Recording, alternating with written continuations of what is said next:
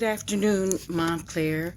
This is Councilwoman Dr. Renee Baskerville, and I'm just going to take a few minutes today to check on you and your family and see how everyone is doing during these unprecedented times. I wanted to talk to you a little bit today about the novel coronavirus and what you need to know. The novel coronavirus is spread through coughing and sneezing and close personal contact with one another, such as shaking hands, touching hands, or human contact. Touching any objects that have been contaminated with the coronavirus, or surfaces of things that have been contaminated with the coronavirus, plastic bags that you may have lying around. All of those things have the ability to maintain a live coronavirus for a while on the surface. So that's how coronavirus is spread. Mainly it's spread through contact with your mucosa of your eyes or your upper airway passages, your esophagus, down into your lungs. And the virus is fairly new, so each day we're learning new things about the virus and how it's transmitted. With the information that we have today, we've been able to make some strong recommendations about things that we think you should not do to protect yourself and others from contracting and spreading the coronavirus, which can be lethal. Those things include such things as hand washing. We've been talking about hand washing for a long time. We know that we want you to use warm water, warm to hot water with a very heavy soap that produces a lot of lather so that it can break through the exterior surface of the coronavirus. And we know that it's fairly labile. So if you have a soap that will penetrate through the surface of the coronavirus, that's one way to try to cut down on the transmission of that.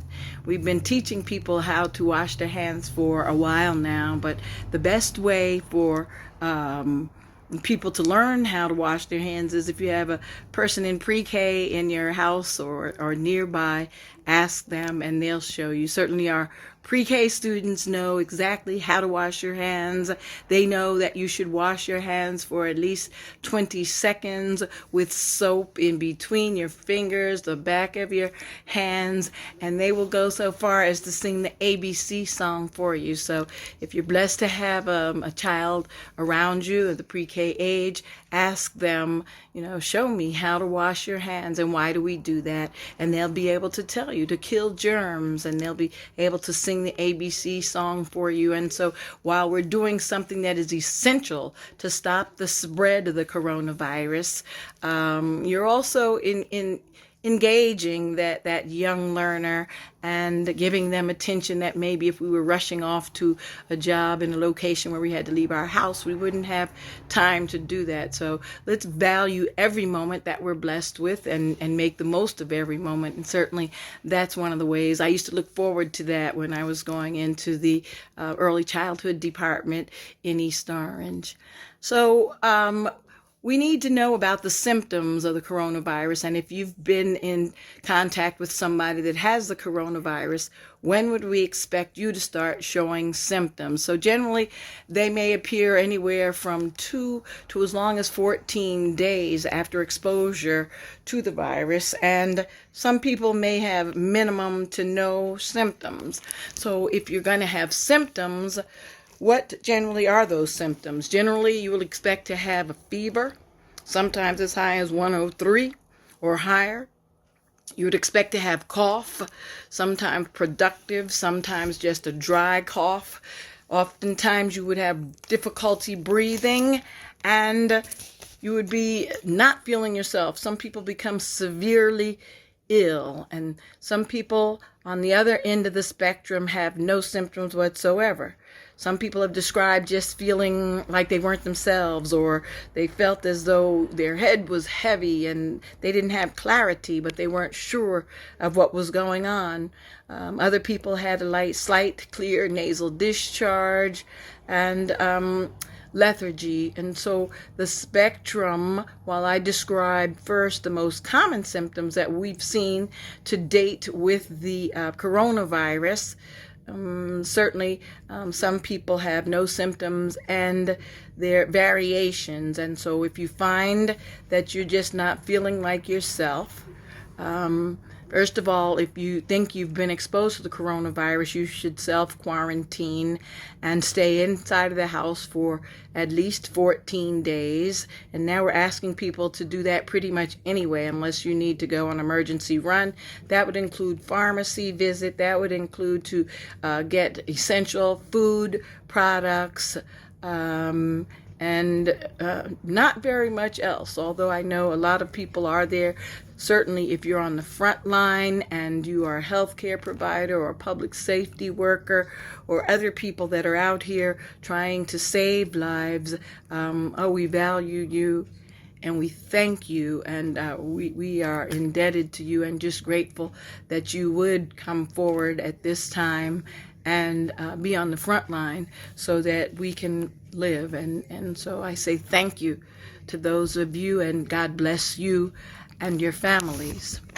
And so we talked about one of the ways that you can protect yourself, which is washing your hands, and that's probably one of the most important. But we also want to encourage you to maintain social distancing.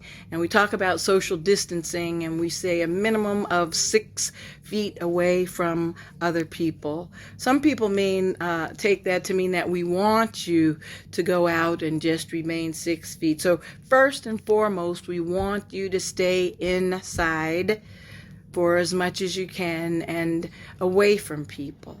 If you must go outside for the reasons that I mentioned, to get some food or essential things, or to go to a doctor or to get medical treatment or that type of thing, then we want you to stay at least 6 feet away from people. And so that means that if you're sneezing or coughing or even spitting when you talk, as some people do, the chances are fairly great that the coronavirus will not leave one individual and contaminate another person. And we know that there's so many variations with that, and that's why the best thing for you to do would be to not be outside and around other people. But if you have to, we're asking that you stay at least 6 feet away from the other individuals. And so we're asking that you don't go to visit people that are at high risk and or other people. So who's at high risk?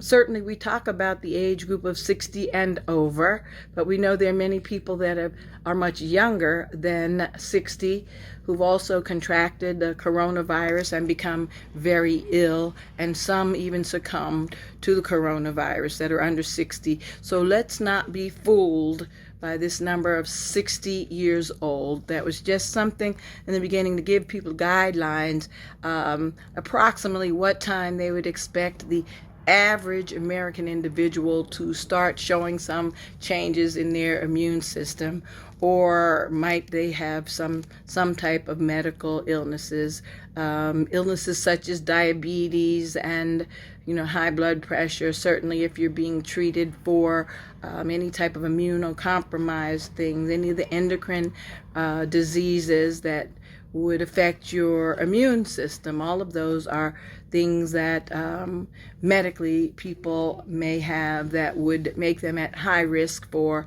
not just contracting the coronavirus, but having symptoms and severe symptoms. So we're asking if you're in that age group, or if you have immunocompromised system, that you please just double your efforts not to go out and not to be around other people, or not for other people to be around you.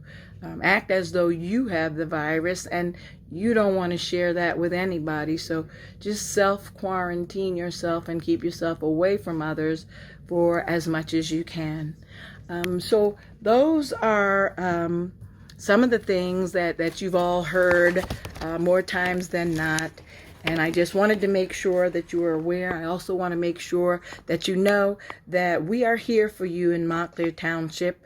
Our number, if you have questions or concerns or you want to make suggestions, is 509-5900. Feel free to reach out to us. We're here. We want to hear from you. If we're missing the mark in some areas, we want to do better. And we know that it's going to take all of us working together to get through this thing together and to come out, strong. And we know that we will get through this, and we know that we will come out strong. We can look at what we've done so far. People have responded in draconian measure to provide food for people that need food, whether that's in resources, whether it's in going and helping to package food. The restaurants, many of them are giving food, volunteering, and actually driving to make sure that people have food. So we are a community that I am so very proud of. Have never been